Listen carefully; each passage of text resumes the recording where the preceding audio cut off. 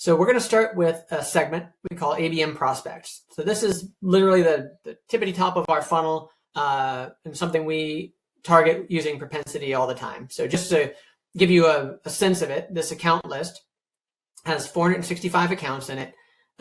We have a variety of different accounts across different industries. If I click edit on this, you'll actually see the details here. So kind of certain revenue ranges, no vertical specification in the US.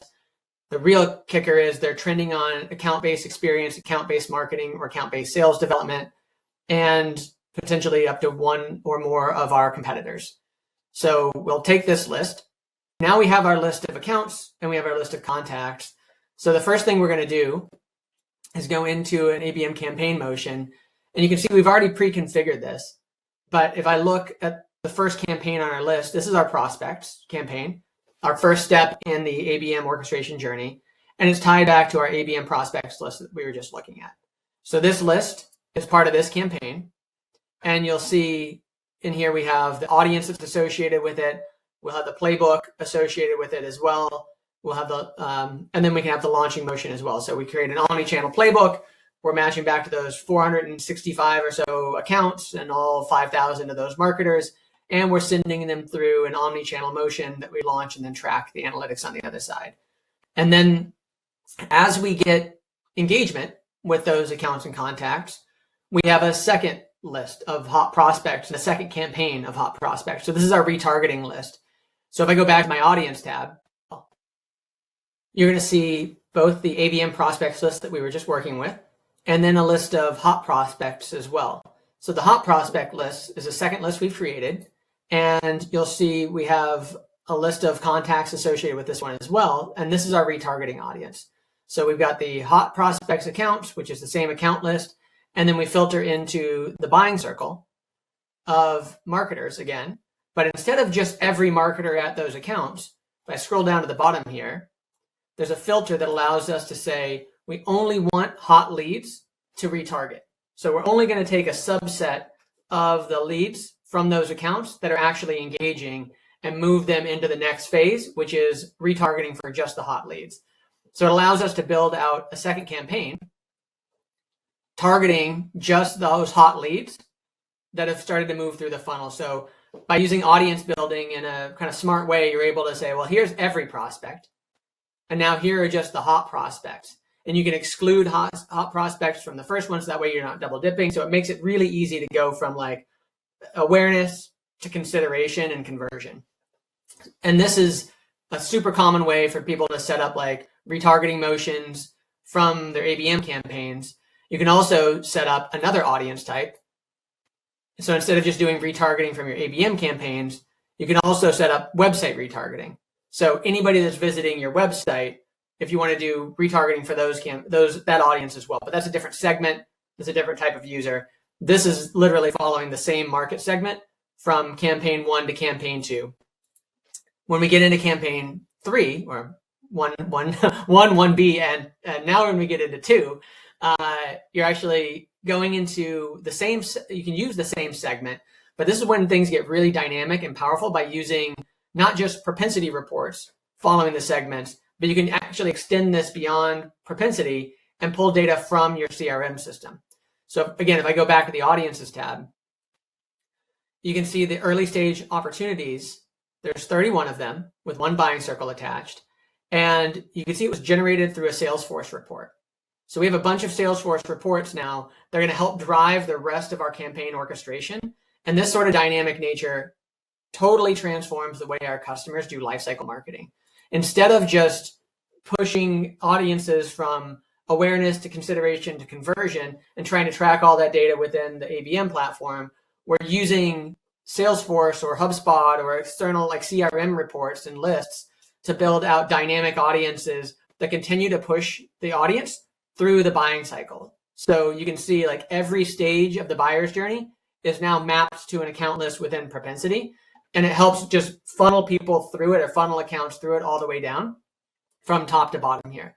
So you can see if I click into the early stage ops list, well, it's the same exact setup where we have the early stage opportunities, we have the audience, we have a playbook, the launch, the leads, everything's the same, but the audience is generated from your CRM system, and that makes it dynamic. So as a new account is added to your opportunity pipeline, it immediately gets added here.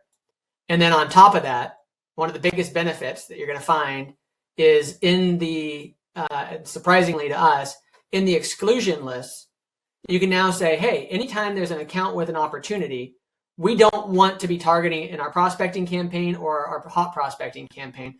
So you can use exclusion lists to create really tight awareness consideration funnel campaigns. And then as they get into kind of the early stage ops, late stage ops, renewals campaigns, you can use those different lists without exclusions on them. So exclusions actually becomes a really dynamic way to manage which accounts you're targeting at top of funnel and which accounts you're targeting later at stage. This has become a pretty big competitive advantage for us, surprisingly, on how easy it is to build multiple exclusion lists, tie them to one campaign or all campaigns, and have the source be Salesforce. So now, or HubSpot or your CRM system. So now all of your exclusion lists are being updated dynamically. So every time an account has an opportunity attached to it, it's immediately removed from your prospecting campaigns. So the orchestration you get to do here now is super dynamic. We've got an always on, totally refreshed, up-to-date list of ABM prospects. It automatically moves into hot prospects. As new early stage opportunities are created in Salesforce, they get added, and then they're removed automatically from those first two campaigns. And then as they move into late stage opportunities, they're removed from the early stage, and so on and so forth. So the accounts kind of trickle through the campaign lifecycle, all within just list management within Propensity. So it's a really powerful, easy way to create dynamic lists. And again, because it's using Salesforce reports, the flexibility of segmenting and customization of the lists are endless. You can use whatever data you have in your CRM system to do it. Okay, so I just clicked into a campaign to show you a little bit more details on the launching motion. They're all the same for every single campaign, where once your audience is set and your playbook is set, then you can move to the launch tab, and then just by channel, you can launch these, each one of these, so Reddit, programmatic ads, LinkedIn. And once you launch it, you can set it to auto launch in the future. So every one of those campaigns can automatically be updated and synced over to the different ad serving platforms. You never have to leave Propensity. All you have to do is connect to the ad serving platform, and we use the APIs to send the data. So whether it's your hot prospects or your early stage ops or any dynamic audience you want to use, we'll automatically send them to the different platforms straight from the launch tab on this side. And once all those campaigns are live and you're running through them and starting to collect analytics, the next thing we do is start to summarize performance. So we don't just summarize campaign level performance. We do campaigns and plays and audiences and accounts and even contacts and assets.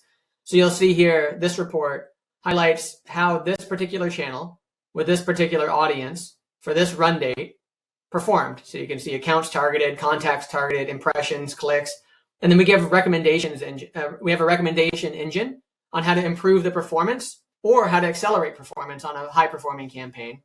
So this is a really popular report. We also have the campaign snapshot that gives higher level analytics across the entire campaign. But when you really want to dig in and know how a single account is doing across all channels, we have account engagement and contact engagement reporting to be able to dive in and see over time how many LinkedIn ad impressions and clicks and programmatic ad impressions and sales touches and sales responses and opportunities generated and emails sent and website visits occurred for each account on your list. So that way you can see the entire history, or you can drill into one account and see their timeline for within that individualized account. So I just clicked on 8x8.com, and you can see we've been targeting 36 contacts, and you can see every touch point we've ever had, from every impression, every call, every email, all the way back to the beginning of our relationship with this account. So you have the entire history and every campaign that's been influenced, every website visit. So we store the entire lifecycle history of what's happened with that account and every campaign they've moved through. So if they started as a hot prospect or a prospect and moved into hot prospect and moved into an early stage op, you would see each one of those things as it flowed through the funnel. And then to bring it all home, on the overview dashboard, we show you the picture of every moment of engagement across every single one of your campaigns and market segments. And then if you click on all of the engaged accounts, you can see every engaged account and all of their activity types and go to that detail of exactly what their engagement history was with your ABM campaigns.